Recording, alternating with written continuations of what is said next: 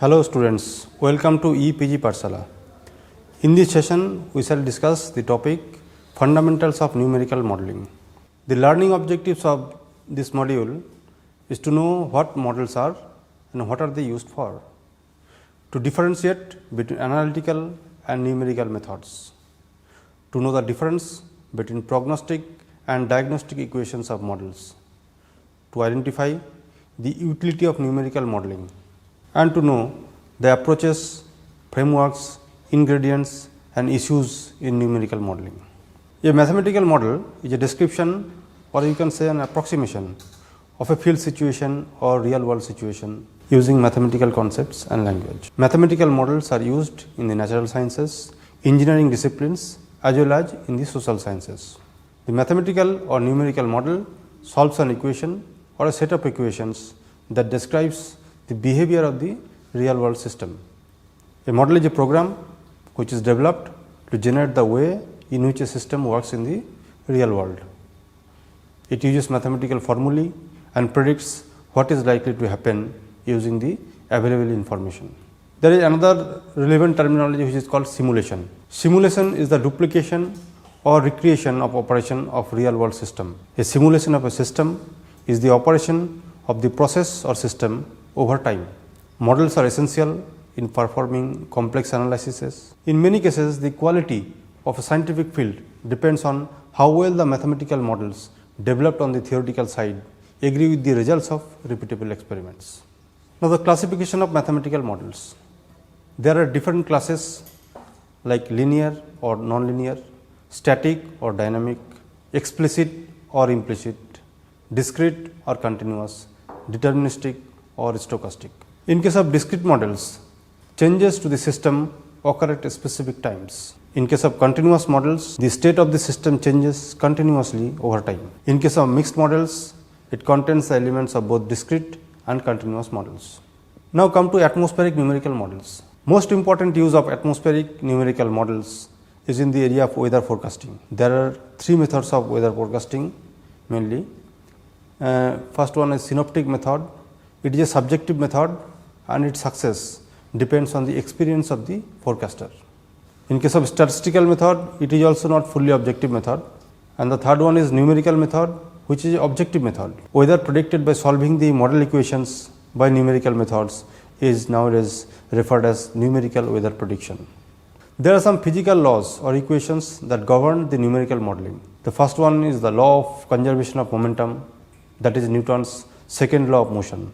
Then the law of conservation of energy, that is the first law of thermodynamics. Then the law of conservation of mass, that is also called mass continuity equation. Then ideal gas laws, the combined Charles law and Boyle's law. And lastly, the conservation of moisture, that is also called moisture continuity equation. The mathematical forms of various partial differential equations are given in this slide. For equation of motion, it is d wind vector by dt is equal to minus 1 by rho into nabla p minus omega vector into wind vector plus g vector plus f vector. Then first law of thermodynamics, it is dq by dt is equal to cv into dt by dt plus p into d alpha by dt. It can also be written as dq by dt is equal to cp into d capital T by dt minus alpha into dp by dt. Here Cv is the specific heat of air at constant volume and Cp is specific heat of air at constant pressure. Then for equation of continuity, it is 1 by rho into d rho by dt plus nabla into wind vector is equal to 0. Ideal gas law or equation of state, it is P alpha is equal to R into T. Then moisture continuity equation, it is dq by dt is equal to E minus P. In these equations, d by dt is equal to del by del t plus wind vector into nabla. Here V arrow is the wind vector, omega is angular velocity of the earth, g vector is gravity vector, f arrow is the friction, capital is evaporation and capital P is condensation, q is any moisture parameter and alpha is equal to 1 by rho, where rho is the density of air.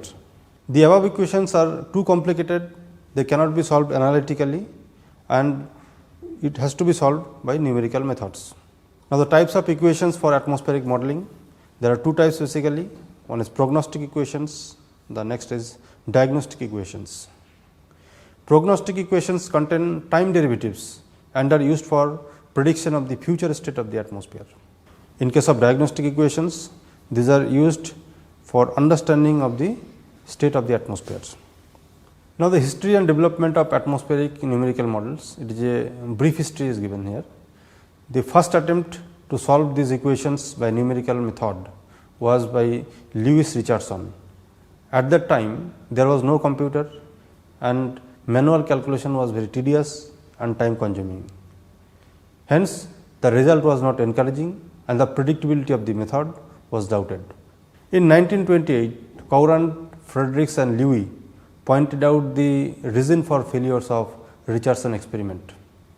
They pointed out that the space and time increments chosen by Richardson to discretize the differential equations have to meet a certain stability requirement. Finally, at the end of World War II, the first electronic computer is also called ENIAC, that is electronic numerical integrator and computer, was constructed. The first successful numerical forecast was by Charney et al. In the late 1940s using this computer, but they solved a much simpler equation which is based on the principle of conservation of the absolute vorticity. Nowadays, very fast computers with large memory are available, many models are available, and capability and accuracy of weather forecasting has increased manifold. Nowadays, forecasts for decades and centuries can also be done. Now, about the process of discretization. The equations that have been described earlier are nonlinear partial differential equations. They do not possess analytical solutions. An analytical function represents a given physical field and gives us the value of this field in any infinite number of points in space at any given instant of time. But these equations are to be solved numerically. Computers cannot deal with infinite number of points. Computers cannot even solve a very simple differential equation by analytical method. Therefore, metrological parameters are to be represented by a number of values. This process is known as discretization. The discretization should be such that solutions are stable and accurate. It should be time efficient also. Now, spatial discretization, it can be done by different methods like finite difference methods, spectral methods, finite volume method and finite element method. There are a few others. In case of time discretization, it is almost exclusively done by finite difference method. In atmospheric science, finite difference and spectral method are generally used to discretize the equations. Now, methods of obtaining the spatial derivatives. In case of finite difference method, Taylor series expansion is used. In case of spectral method, the dependent variables are expressed as a sum of linearly independent orthogonal basis functions. In case of finite element method, they are analogous to spectral method. Here the basis functions are low order polynomials. In this method, the computational domain is divided into a number of continuous subregions which are known as elements. Then finite volume method, in this the prognostic quantity is the value of the dependent variable at the grid points. With the finite volume model, it is the integrated volume of a variable over a specific finite control volume. Finite difference method. The objectives of this method is to convert partial differential equations into difference equation or algebraic equations. In this equation 1 and 2, f is function, f represents function, then x is the independent variable, delta x is the change in independent variable which is very small, then f prime, prime indicates first derivative, 2 prime indicates second order derivative, 3 prime indicates third order derivative. So, the equations are like this: function x plus del x is equal to f x plus first order derivative of x into delta x plus 1 by factorial 2 into del x square into f double dash x plus 1 by factorial 3 into del x cube into third derivative of x plus so many other terms.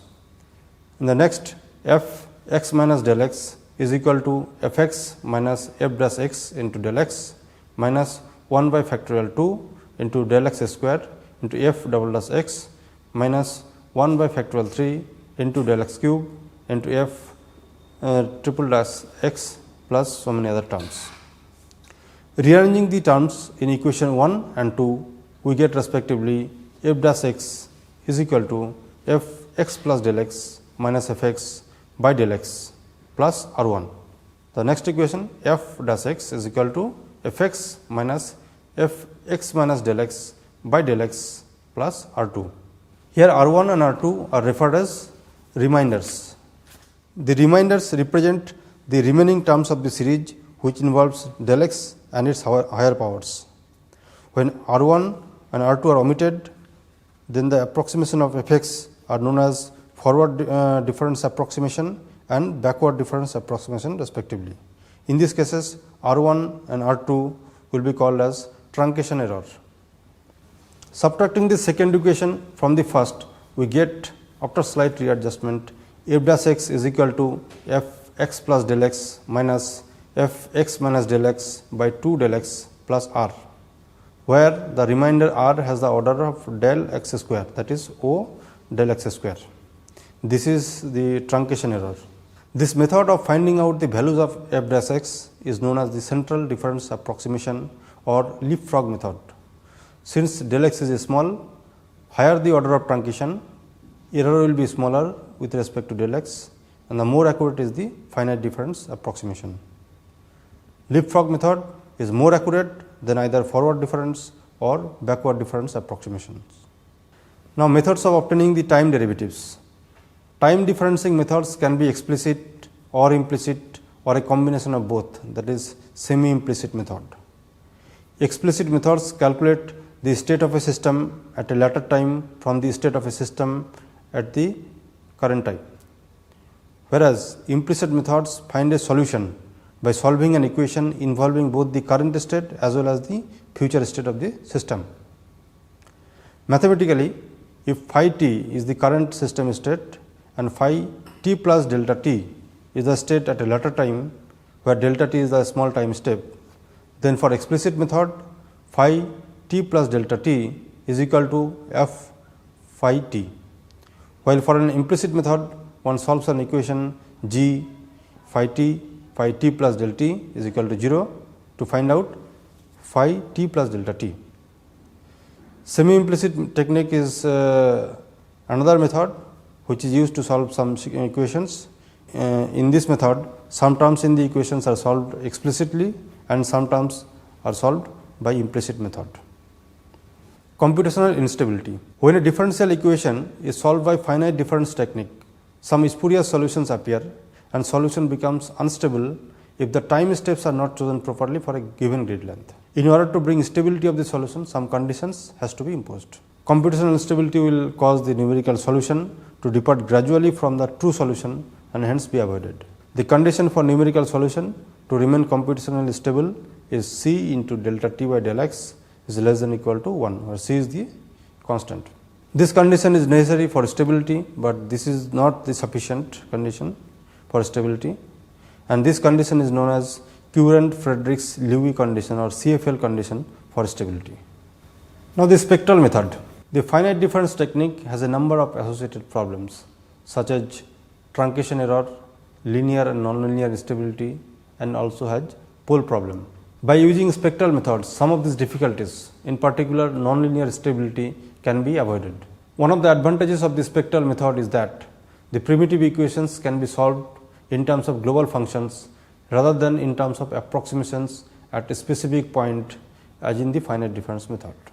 In the spectral method, we assume that an unknown variable can be approximated in terms of some basis functions. The basis functions are orthogonal. The choice of basis function is dictated by the geometry of the problem and boundary conditions. It avoids nonlinear instability since derivatives are known exactly. Global models use spherical harmonics, that is a combination of Fourier functions that represent zonal structure. The double sine cosine series are the most popular for regional spectral modeling because they are simple. In all practical applications, the series expansion of spherical harmonic functions must be truncated at some finite point.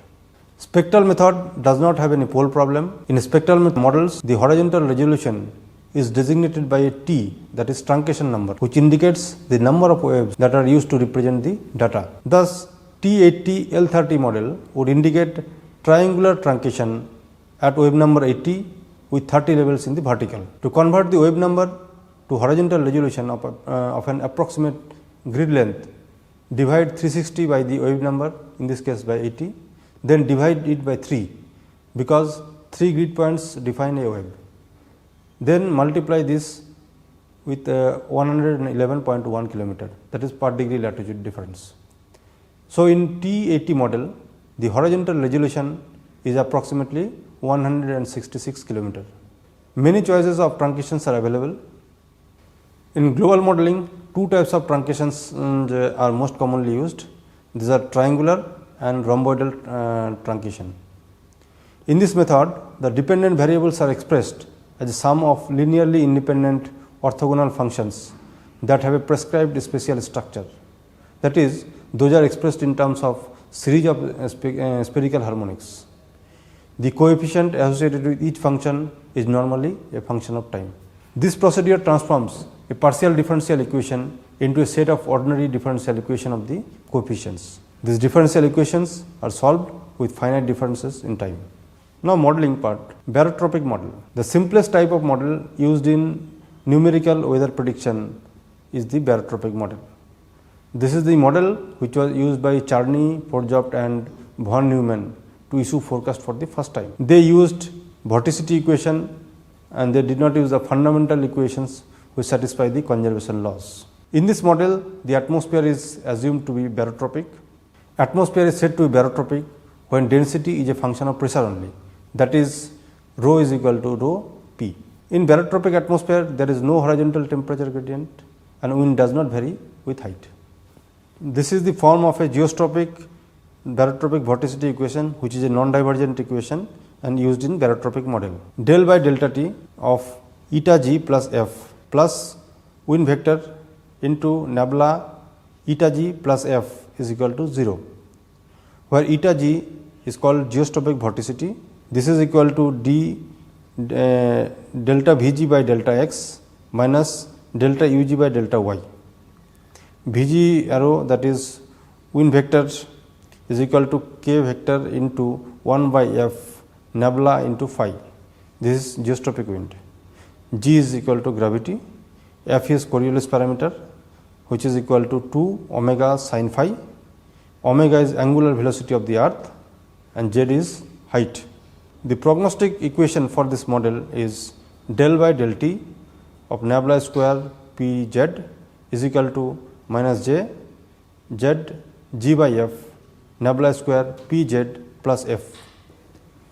Here nabla square p z is called Laplacian of z, which is equal to del square z by del 2 z by del x square plus del 2 z by del y square plus del 2 z by del p square. JAB is called Jacobian. This is equal to del a by del x into del b by del y minus del a by del y into del b by del x. This equation is solved numerically by relaxation method to obtain the future state of z. In barotropic model, the method of solving any differential equation by technique of successive approximation is called the relaxation method. In relaxation method, an initial guess is made and the error of the guess is estimated. Then the error of the guess is reduced by improved guess.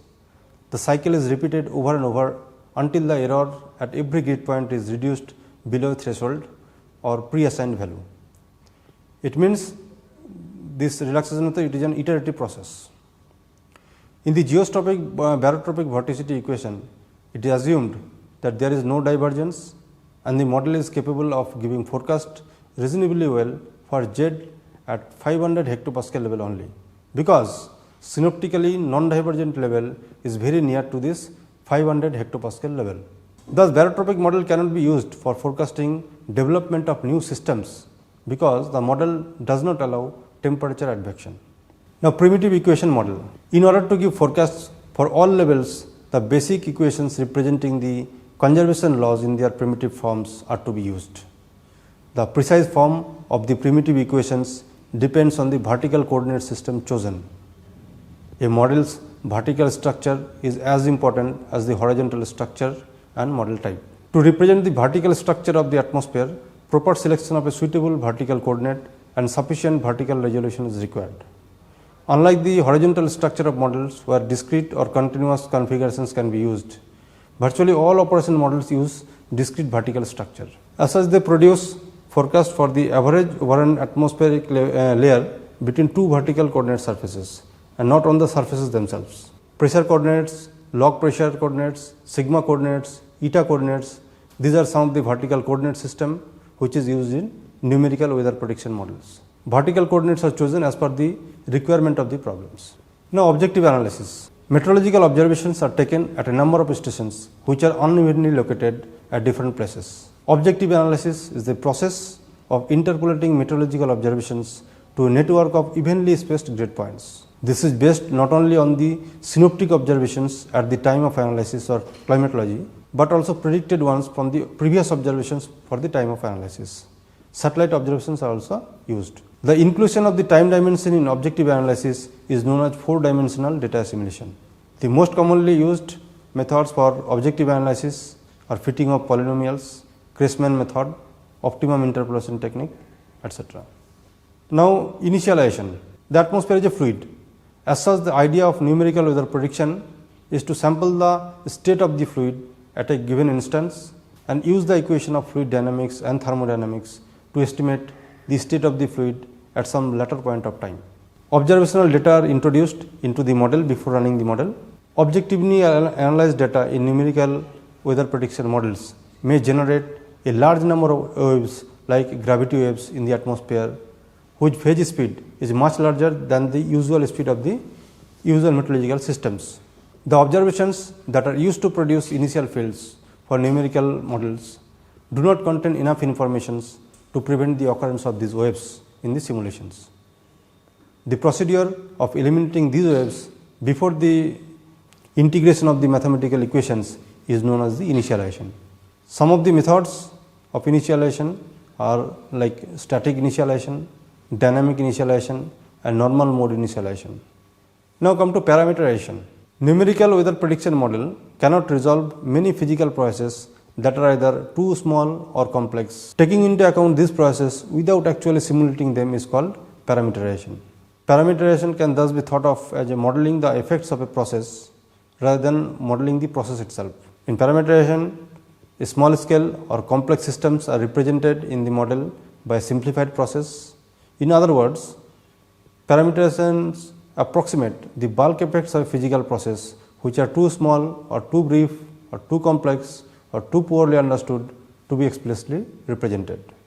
In most modern models, the following type of parameterization are used. One is cumulus convection, then microphysical processes, then radiation, both solar radiation, that is shortwave radiation, and long wave terrestrial radiation, then turbulence and diffusive processes, and boundary layer and surface fluxes, and interactions with earth surface like mount and drag effects. So each of these parameterizations has several schemes. Many of the biggest improvements in the model forecasts will come from improving these parameterizations. Now let us talk about the errors in models. Errors can creep in the models in different forms and ways. Some of them are errors in the initial and boundary conditions, which could be both observational or analysis errors. Errors in the assumptions used in the development of model equations. Errors in the numerics. Errors in the parameterization of subgrid scale phenomenon. Errors can be random and or systematic. Different sources of errors will have more effect on different models. Limitations of predictability are due to the chaotic nature of the atmosphere. Errors can arise from different sources along with the chaotic nature of the atmosphere. Now let us discuss about the different types of atmospheric models. Some examples are cloud resolving models, mesoscale models, numerical weather prediction models, regional climate models, global circulation models. Now model domain. By domain we mean geographical area. The horizontal domain of a model is either global, that is covering the entire earth, or regional, that is covering only part of the earth. Regional models are also known as limited area models or LAMs. In numerical weather or climate prediction models, 3D space has to be taken into consideration. Most of the models are grid point models. In grid point models, variables are computed at discrete grid points in the horizontal and vertical directions. Now, model resolution. The model resolution refers to the spacing between grid points. The grid spacing is not necessarily equidistant. For instance, some models use a longitudinal difference as zonal grid spacing. So, near the poles, the zonal grid spacing becomes 0, which is also known as pole problem. Of course, such problems do not occur in case of spectral models. The distance between two grid points is known as the grid length. The nearer the points, that is higher the resolution, the better will the model represent the atmospheric and topographic conditions. A practical problem is that small horizontal grids need more levels in the vertical and shorter time steps. This requires more computational power. High resolution is needed for regional models and for short period forecast.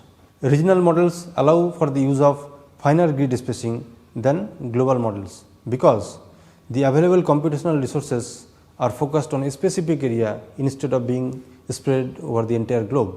For a global forecasting model, large computing power is needed because more data are to be handled. In that case, the computing power restricts the grid length. For the climate models, coarser grids are used. Now, modern numerical forecasting. The most important area is weather forecasting. There are basically three types, like short range forecasting, which refers to forecasting. The validity of such kind of forecasting is up to 3 days. Then medium range forecasting, here the validity is from 3 days to about like week, 2 weeks. Then long range or seasonal forecasting, in this case the aim is to predict the weather with a lead time of a month or a season. Now, short range forecast can be made using regional models. These models use grid boxes to cover restricted part of the globe. In a period of 2 weeks, however, weather systems can travel halfway around the globe. Therefore, forecasting in the medium range or beyond requires a global model of the atmosphere. In India, several numerical models are used operationally. For short range forecasting, IMD uses high resolution weather research forecast or WRF model. For medium and extended range forecasting, GFS, that is Global Forecasting System T1534, that is used. Also, Global Ensemble Forecast System GEFS T574 model also used. For long range or seasonal forecasting, IMD uses Climate Forecast System or CFS model. To summarize, models of the atmosphere are built from fundamental conservation laws governing the physical behavior of the atmosphere. Numerical methods are used to obtain the approximated solution to the system of coupled governing equations. At first, the equations are discretized. Meteorological data from unevenly distributed points, unevenly distributed stations are brought to the grid points by objective analysis method. Before running the model, the data are initialized. Subgrid scale phenomena are introduced by way of parameterization. In order to bring the stability of the solution, time steps of integration are fixed following CFL condition. By solving the prognostic equations, prediction is done. There are several models from global scale to meso scale. Forecast can be done for a few hours or a few days or a season or a few decades or even for centuries. Thank you.